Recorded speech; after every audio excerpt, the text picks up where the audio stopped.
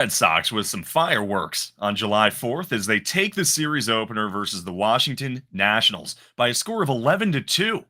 The offense shows up big for a Giolito gem. Excuse me. That's what I get for doing an early morning read. To raise their record within striking distance of 500 once more.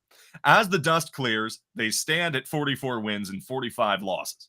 I'm Nick the Voice, joined today by Terry Cushman Jr., and we are the Bastards of Boston. And if you want more, you can go to bastardsofbostonbaseball.com for great written articles posted just about every day.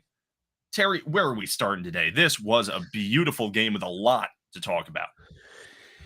Yeah, and I remember looking at the pitching matchups, and I'm thinking, well, Soroka's their best guy, so this is their most winnable game. And now, how many times does Giolito have to go out there and just completely shove before we're finally like, this is an automatic win for the Red Sox? Like, shame on me for thinking it was a winnable game. Yeah, I mean, this guy, Giolito, you pointed out pretty early on that if you took those three bad starts and got rid of them, Giolito was pretty great. And a lot of people sort of clowned for that take and said, oh, well, if you take out anyone's bad starts, of course they're going to be good. But since that third bad start, he's on what, 5 or 6 really tremendous starts. He changed his mechanics from what I heard, changed his arm slot. And since then, I mean, whatever he's doing, it's been working. I was kind of out on this guy relatively early, and he's completely proving me wrong, and I love it. And, a more increased emphasis on the fastball, too, has certainly been a factor. But, I mean, I'm doing it on the fly right now. So let's see, 1, 2, 3, 4, 5, 6, 7, in 6 of his last 8 starts, 2 earned runs or less. And the Red Sox have won 6 of those last 8 starts. So he's a guy that's just really put it together. I posted on social media earlier, the White Sox gave up on him, sold him for bottom of the barrel. I don't even know what they got back from the Angels in that trade, but they gave him away for nothing basically.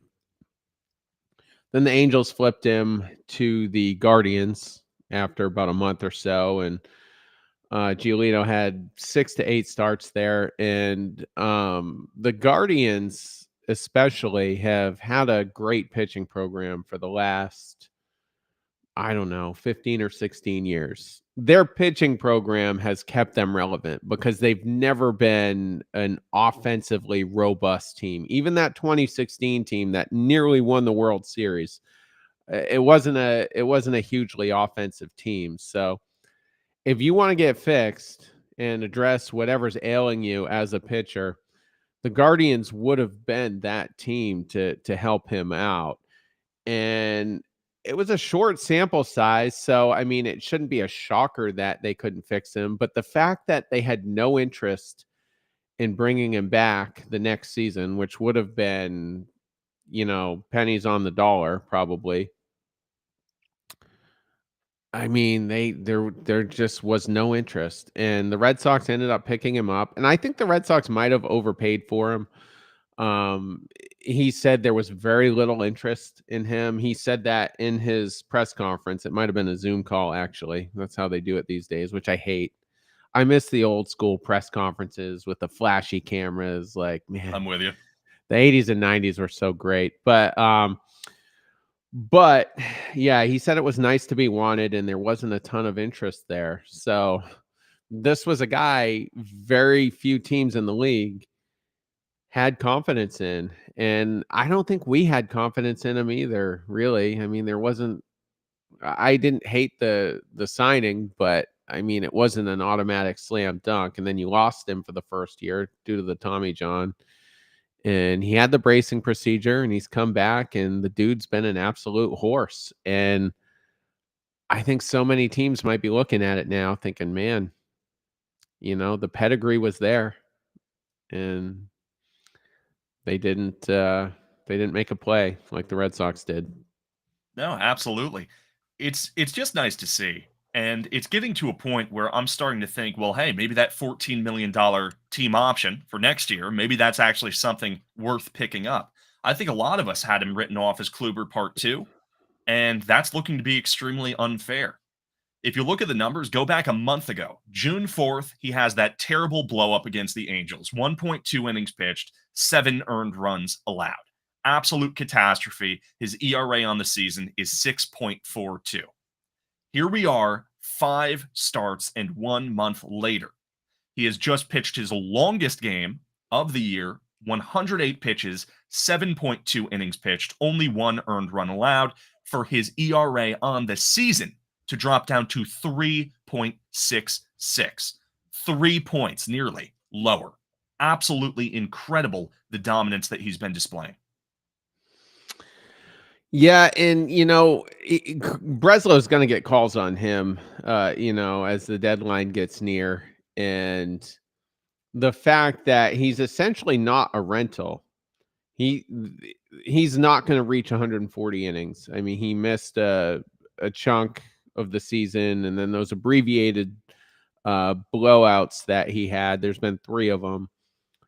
Those certainly didn't help his innings count, and he's probably at, just doing the math on my fly, about 66 innings right now. So what does he have to pitch here in the last few months? Let's see, probably what, 74 innings. Well, maybe that's not. I don't know.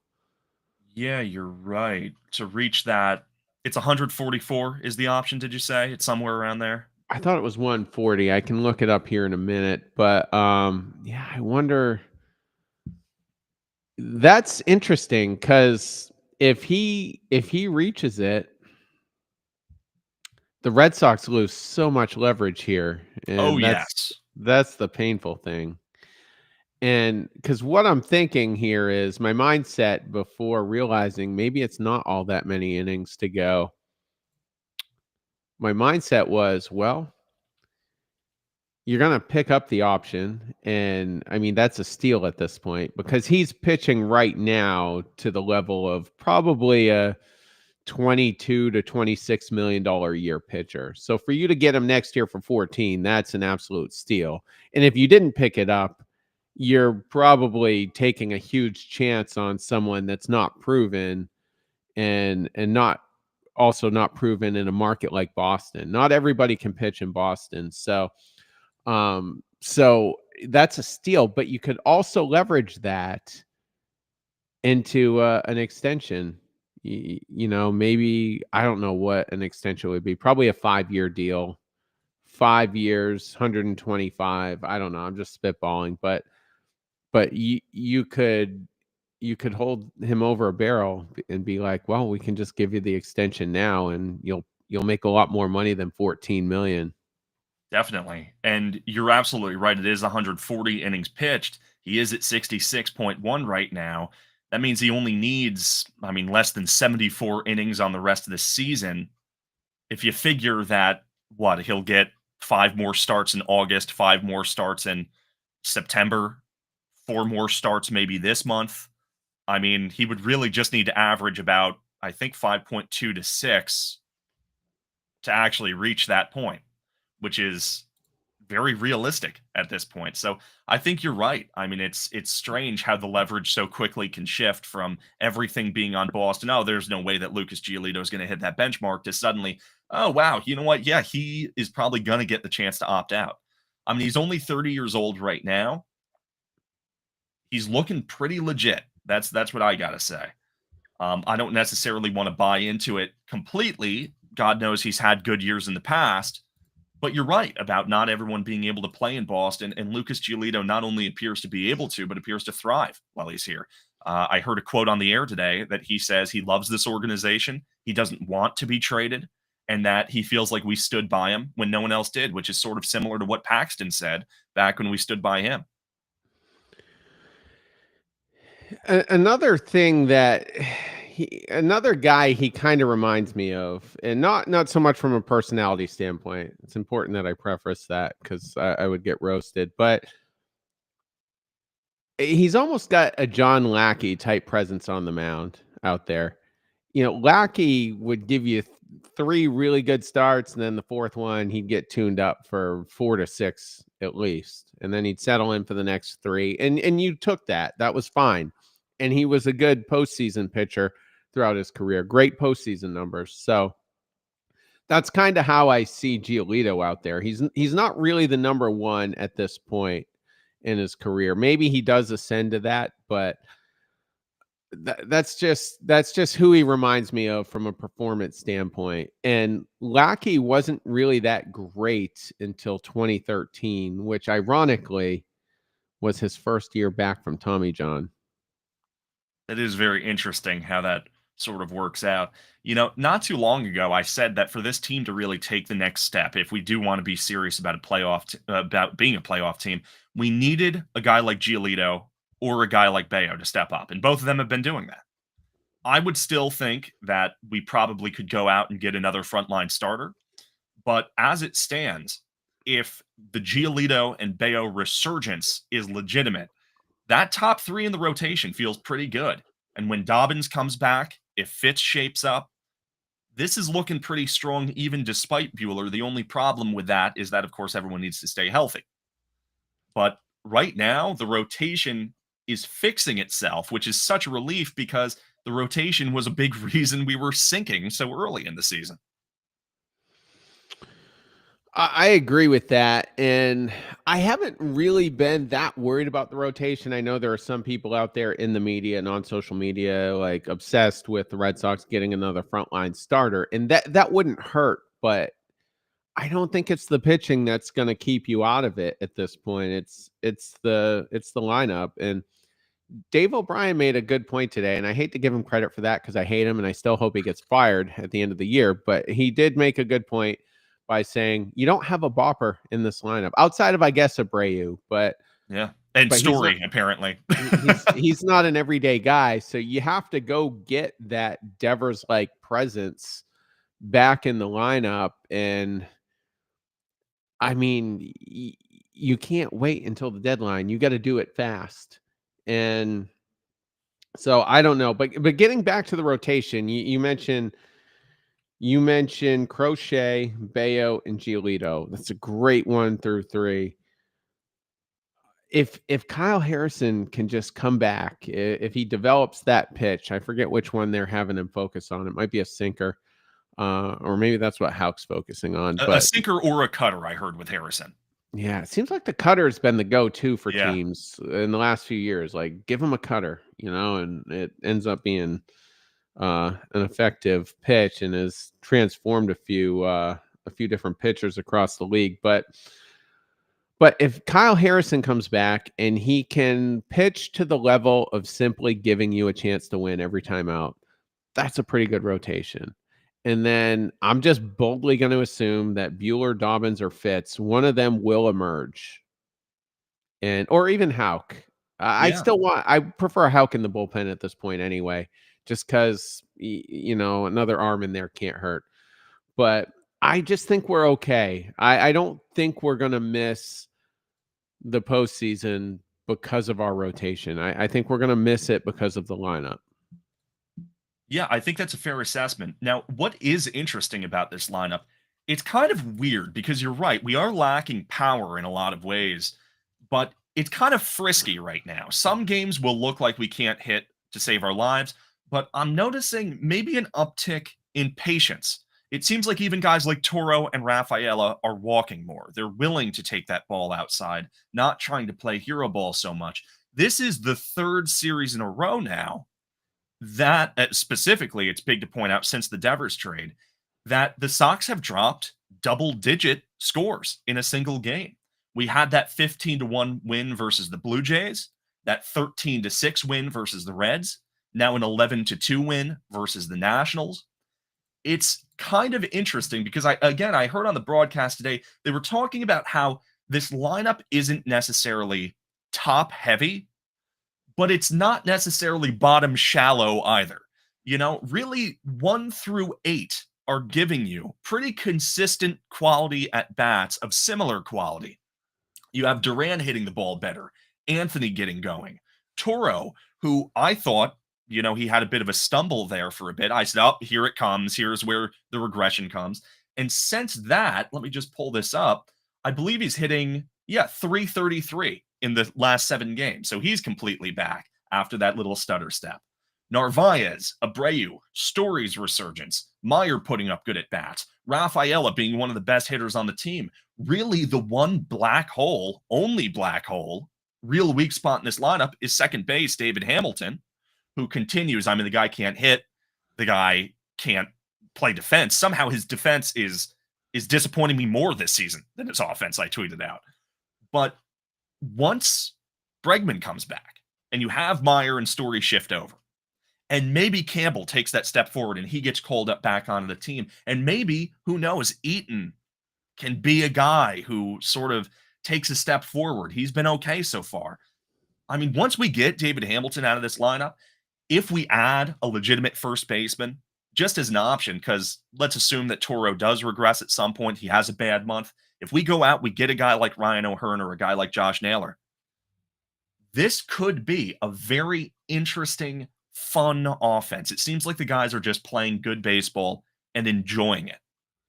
But to counter that point, as much as the double-digit scores have been great, we've had some real stinkers of offensive performances too since the Devers game.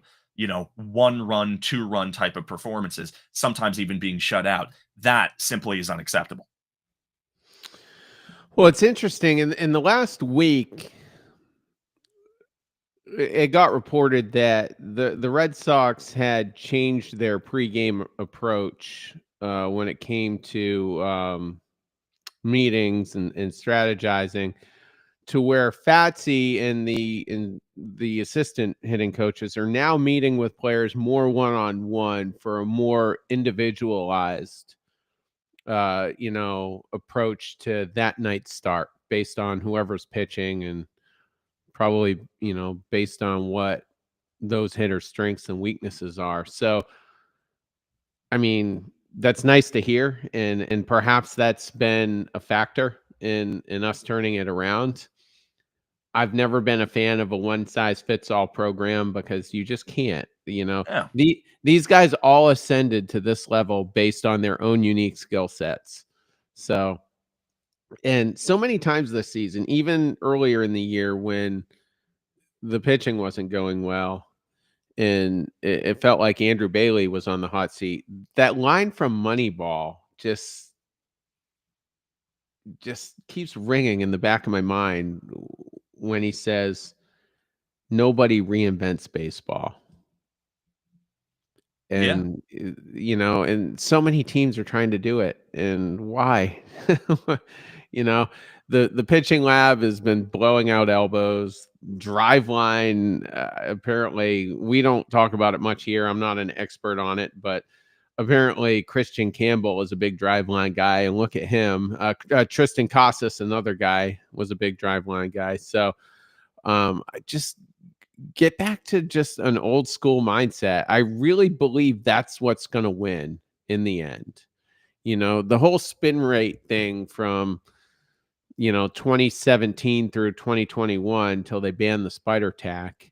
That was a thing, and teams did have to kind of adapt to that. But now that's gone, and I don't know. So I just think switching mindsets and having these guys be worked with individually is probably what's helped them take a step in the right direction. Because you're right. I mean, there's not one guy you're really super down on. And when David Hamilton comes back, I don't think he's going to be in the lineup that much. I mean, you're going to have Bregman, Story, Meyer, and then your first base platoon. That's mostly going to be your everyday guys. And I don't know how you even sit Meyer for Hamilton.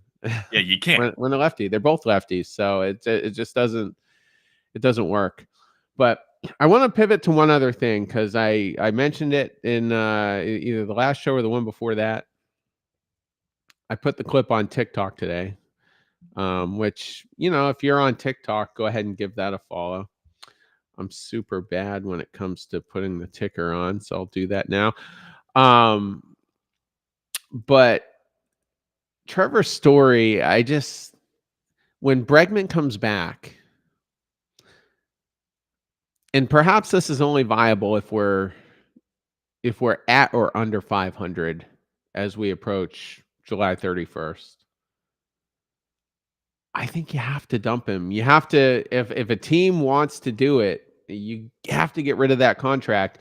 And we were kind of on the fence, not in terms of wanting to do it, but in terms of how viable it was a couple nights ago.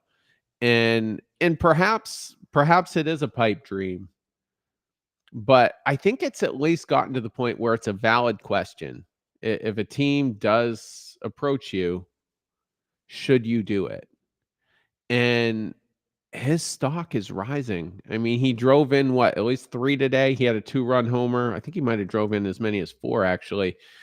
And just really swinging the bat really well. And I don't know. I mean, if you're in it, it's a harder case to make as far as trading him because he is a righty bat. You're weak on that. But I'll be Yeah, I mean, curious to see if there's calls made. it will be interesting to see. Ultimately, this is a guy who's coming off of June where he slugged 500, and this is in a league where slugging is down, on base is down. The offensive numbers, if you guys look up the league average player right now, it's a bad slash line. It's something that a few years ago you'd think you wouldn't even want to start. So far in July, 8 hits, one of them being a home run, 2 doubles. The guy is on fire. It's going to be interesting because, well, when the dust settles, we'll see very clearly who Trevor Story is, I think, by the end of the contract, by the end of the year, by really the end of this month. I think the further we get into it, we're going to see more and more. Now, my question for you is how much money do you think would be worth eating? Because I don't see a team necessarily taking on all, I think it would be 55 million. Right now, he has 2 more years. His age 33 and 34 season are guaranteed 25 million a year. And then his age 35 season in 2028 is a team option, $25 million with a $5 million buyout. So $55 million guaranteed. If we did trade Trevor Story, and let's say we get good guys back, maybe, a sort of triple A level pitcher that's maybe ready to take a jump next year, let's say, how much money would you be willing to eat off of that, do you think? Well, if we're going to get legitimate prospects back, even if it's only one, I'd probably eat maybe a quarter of the money right now. If a team was willing to take on the full ride, I would probably take a much lower package just Yep. to free that up and and get that money off the books. I'm still operating under the mindset that we're not going to make the playoffs and we probably will have to sell. And if you can get that money off the books, the job is just going to be that much more attractive to the incoming executive because he's got a much cleaner slate. At that point, your only albatross of a deal is Masataka Yoshida, who will only be under contract for 2 more years. And I think his bat is better than Trevor Story's. And I know Story's been hot, but over a full year, Masa is going to walk quite a bit and hit probably a similar number of home runs. So I'm okay if there's going to be an albatross of a deal on the books. I'm okay that it's Masa. Yeah, and Masataka Yoshida, he's a good on base guy. That's really what he's all about. He's the type of guy who's going to touch 300 average, get on base, maybe 350, something like that. I think Story has been displaying maybe more power than Yoshida has. We haven't seen Yoshida take that jump, I don't think. What was the most home runs he hit? Was it It higher was than I'm remembering? 18 or 20, I Oh, think. that's not bad actually. That was before the shoulder surgery. Let's see. looks like 15 home runs in 2023 in 140 games, Oh, my bad. then 10 home runs last year. That was only in 108 games. I mean, he slugs over 400, which again in this league right now is pretty decent. Massa, there's something there. And I feel like if you do pair him with a guy like Ref Snyder, if you look at Masataka Yoshida's numbers versus righties in particular, he's very, very good. That's sort of similar to Story in the sense how Story sort of has his numbers elevated versus lefties, but obviously two-thirds of the league about is right-handed pitching. So Yoshida, $18 million a year for sort of a slap hitting DH. We can survive that. And honestly, if a GM came in and really said, you know what, I don't think Yoshida is worth that. I mean, that's the type of money you could probably eat, retain 90 to 100% of it, send it off to a team that could use a guy like that, and, take like a lottery ticket on a guy in high A. I don't think that's impossible. I mean, someone's going to have to go, unfortunately. Duran, Abreu, and Yoshida.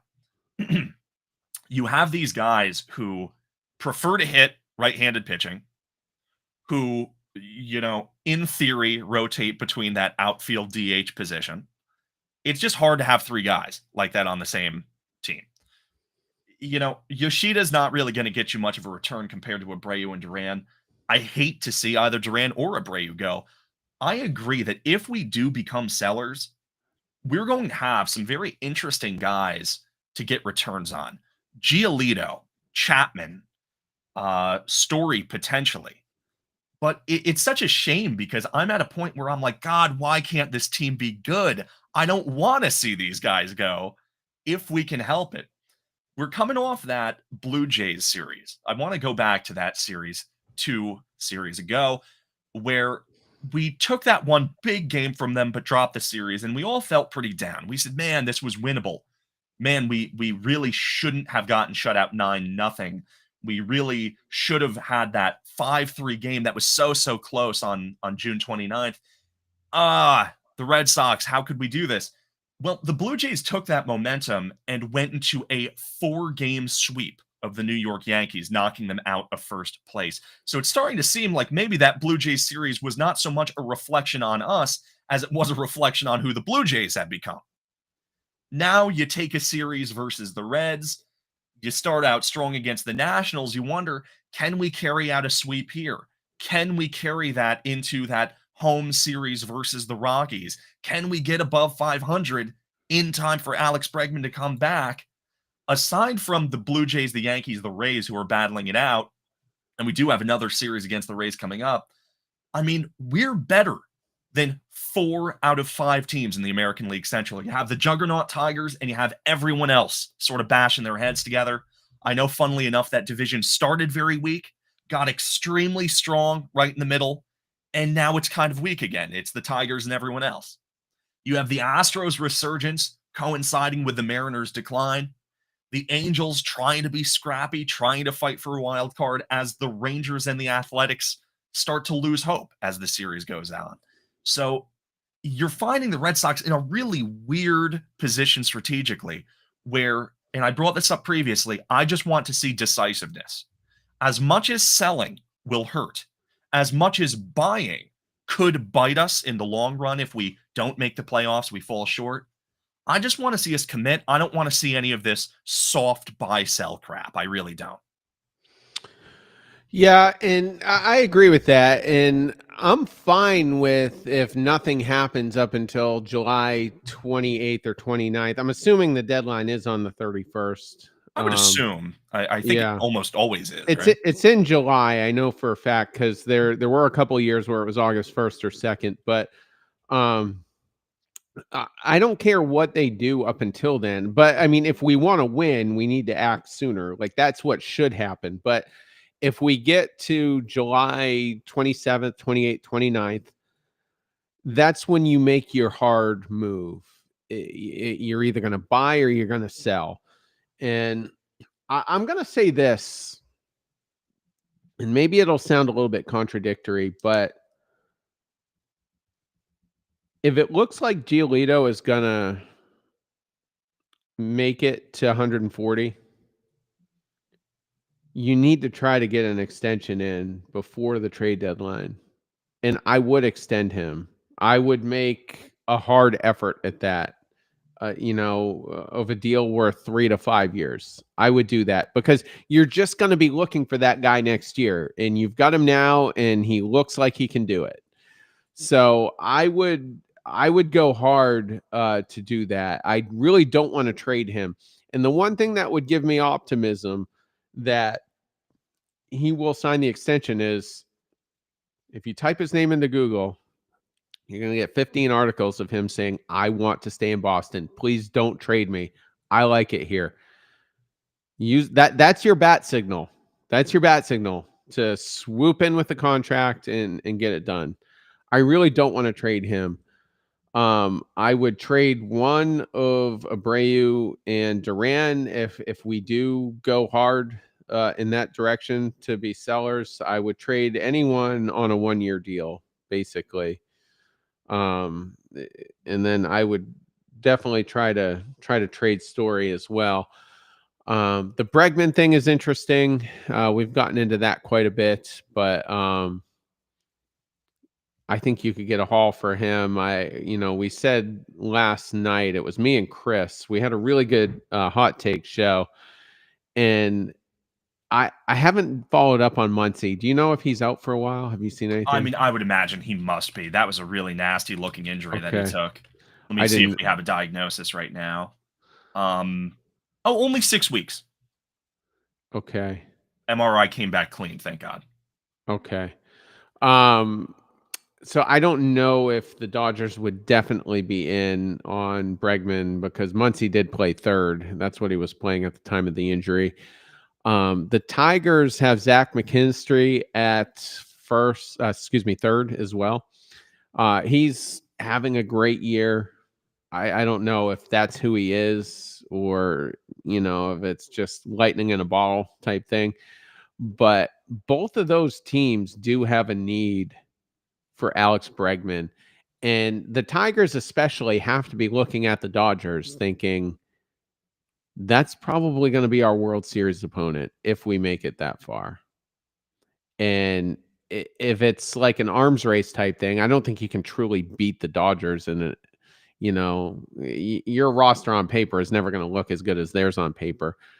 But if you add an Alex Bregman to the Tigers, that's an impact move for a plus player with a championship pedigree, being reunited with the manager that took him to one of those championships. So what I'm getting at here is if you can draw the Dodgers and the Tigers into a bidding war, you could get an insane trade package, I think, for Alex Bregman. So that's something that should be looked at. The one thing, as I said last night, that gives me pause about that is, I'm thinking the Red Sox have all the leverage here with Bregman, and perhaps I shouldn't say all the leverage at this point. Perhaps they have more leverage, but the thing in the back of my mind is, well, you traded Devers. Are you going to lose Bregman too? Like optics wise, how does that look to start 2026 with neither one of them on the roster? So perhaps there could be some urgency there to retain a guy like Bregman, but I'd hate to see him. I'd hate to see it happen, where he finally gets that stupid contract after signing him to such a smart contract. JD Yeah. Martinez, 4 out of his 5 seasons here, he made the All-Star team. And I think a couple of those he did fade in the second half. One of those was 2022, which was his final year. But every year it seemed like most of the fan base had an expectation that JD would opt out. And I think Boris tried hard. I mean, they have a 10 or 15 day window when the season ends to where they have to decide on whether they will or will not opt out. I think Boris went hard to try to find a deal for him that would make sense for him to opt out, but that deal never materialized. So I don't know what kind of a deal is going to be waiting for Alex Bregman coming off of an injury, coming into his age 32 season. If I'm the Red Sox, I'd almost be like, you know what? Go ahead, opt out. We'll talk to you in February when you're still sitting there, and maybe we'll come to a deal that makes sense. But I don't know. It's just this is a fascinating, probably one of the more fascinating Julys in recent memory since at least 2021. I agree. There's a lot to think about. And you made a great point about the whole idea of a Tigers Dodgers sort of bidding war where both of those teams want Bregman. We know that. The Tigers tried to court him last offseason. The Dodgers have pretty much been writing it in big bolded letters that they plan on pursuing him next offseason. He would be a great fit, well, on most teams, really. The thing that I think held JD back that Bregman doesn't need to worry about is if you look at the bulk of JD's playing time, it was as an exclusive DH in a major league where only half the league had the DH. I think that if the National League adopted the DH earlier, maybe JD would have opted out. Maybe he would have had more suitors. There would have been more competition. With Bregman, you have a guy who's not only a great hitter, but a great fielder too at third base. So I do think that there would be maybe more demand for him. I would just feel awful if, like you said, we do lose Devers. If we lose Bregman, we could have a conversation with Bregman and he could assure us, oh, no, I'm opting out for sure. I want to test free agency. I want to do this. And we trade him on the back of that. But we sort of did something similar with Mookie Betts. And obviously, the whole thing happened with the 2020 season where it got shortened. And, maybe that led Mookie Betts to say, you know what, I'll take the security now rather than risking it next year. But it would just suck to see Bregman do the same thing. And then the question becomes, well, who's our third baseman? Is it Vaughn Grissom? Because the organization doesn't appear to have a lot of faith in him. Is it Toro? I certainly hope not. It really does become a bit scary to think about what this team looks like without a third base option. Well, I mean, you're hopefully when you clear this money off the books, you're hopefully going to have some free agent targets in the winter, and perhaps that's how you do it. I mean, Meyer could do it. I don't know if that really fixes anything because who's going to be the shortstop? I guess Story still could be if we keep him, and then second base is kind of up in the air. But you're going to need this needs to be a big winter for us with Devers off the books. Excuse me, potentially Bregman off the books. And I don't know if any other bigger money comes off. I mean, Bueller's going to come off. That's 18 million. Chapman is 10 million, but you would figure we're probably going to have to be active in the relief market anyway. So I don't know. That's why it's fascinating. That's why I keep pivoting back to how fascinating of a July this is going to be. It does make me kind of nervous that Breslow is still the guy, and I mean, he's won some trades. I mean, I think he just kind of got lucky with the Narvaez one. I don't think in even his wildest imaginations he was going to get this type of production out of Narvaez. I think his expectation was Wong is our guy, and he's going to start most of the games there. But yeah, so. I don't know. They just have to decide whether or not they're going to be buyers or sellers, and I still question whether or not Breslow is the guy that's really going to figure that stuff out. Like if I'm Breslow right now, I'm on the phone with the Diamondbacks, and I'm like, Yes. Josh Naylor, what's it going to take? I think this might be his walk year, so it's a rental Yep. type situation. So what's it going to take? And theoretically, it shouldn't take much. But that's one thing I'm looking at. I don't know what's out there for second baseman, but that in theory won't matter actually because if you're going for it, you're probably keeping Story, and when Bregman comes back, Meyer's your second baseman. Yep. Let me say this, just to get on the Story thing, I might play him at second just to show other teams like, this is what's possible.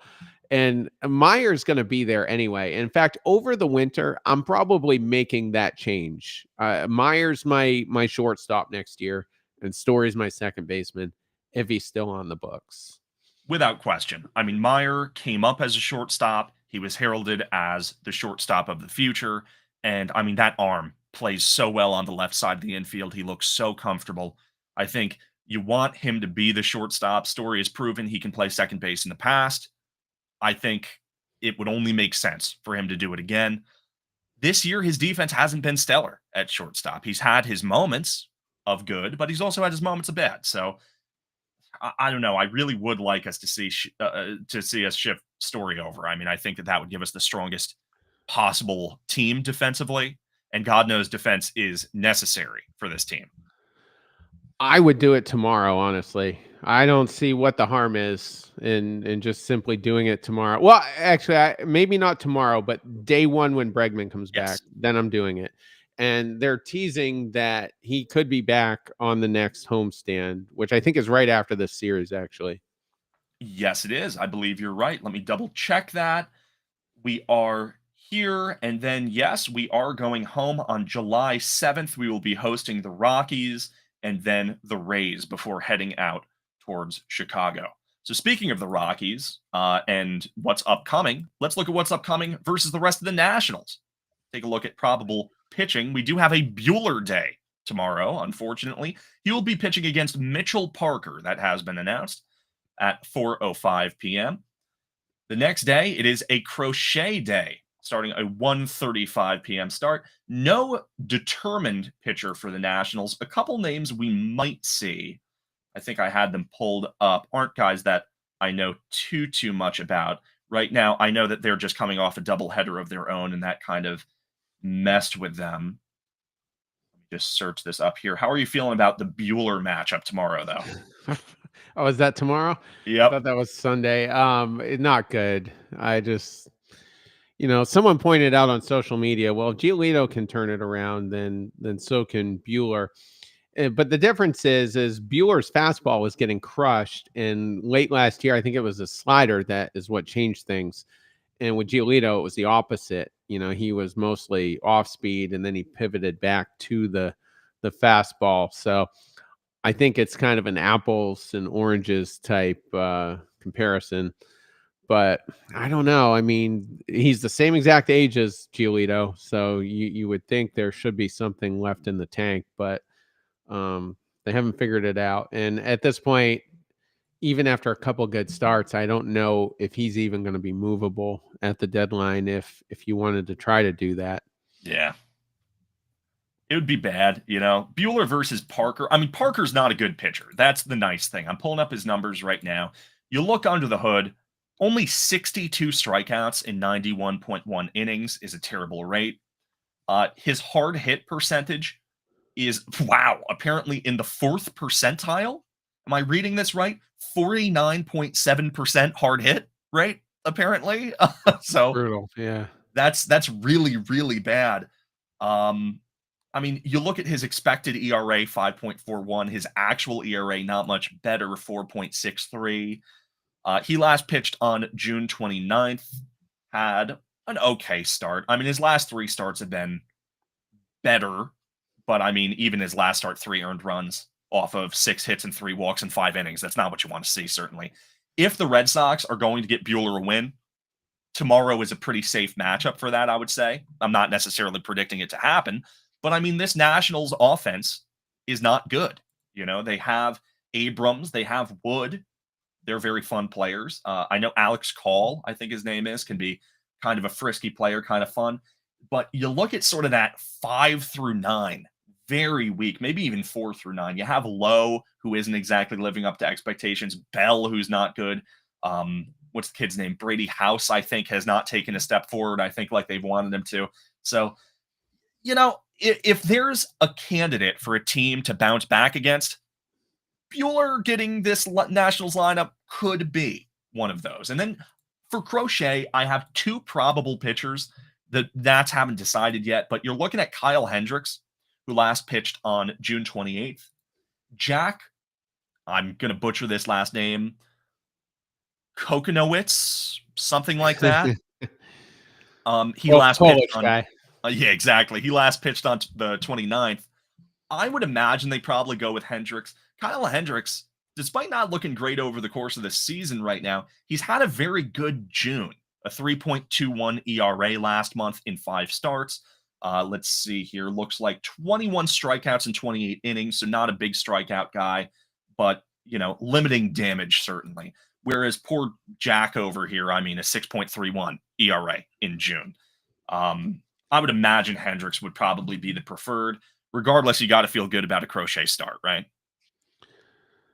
Absolutely. I know he got touched for what 4 or 5 in the last one, but he had immense run support. I think that was the game where the rookie was tipping his pitches there. Yeah. But I this is a much different lineup from what the Reds were trotting out. How are you feeling about these next two? Do you think we can get a sweep or just a series win, or do you think we're in for a heartbreaker? Well, I think you're certainly going to get a series win. I just if Bueller can suck considerably less than that Parker kid, then perhaps a sweep will materialize. But I'm not going to bet the farm on it. Yeah, I think that's smart too, because I mean, you look at Bueller in his last 7 starts, he has a 9.29 ERA. It has not been good. I'll say I'm cautiously optimistic. I'm willing to sort of wave the flag and say, woo, let's sweep them, get above 500. I would not at all be surprised if tomorrow's a blowout against us. Yeah, and it's not just Bueller versus the Nationals, it's Bueller versus himself in the Yes. Nationals. He's in his own head pretty bad, and so that's what gives me considerable pause when trying to make a case for him winning. Yeah, it's going to be tough to see. I mean, if he can materialize just some nice, mechanics, try to figure out what Giolito's doing. I heard that Giolito likes to load up MLB The Show the night before a start and go through the opposing team's lineup to get a feel for them. Funnily enough, maybe Bueller should camp out in his room tonight and go through together and see what the Nationals look like in the game. Play Madden instead. Just turn Yeah, your no brain kidding. off. Just use a different part of your brain. Oh man. Well, Get thank you so much for joining us. This has been a fun day, a fun episode. Definitely reason to celebrate on July 4th. I've been Nick, joined by Terry, and we have been the Bastards of Boston.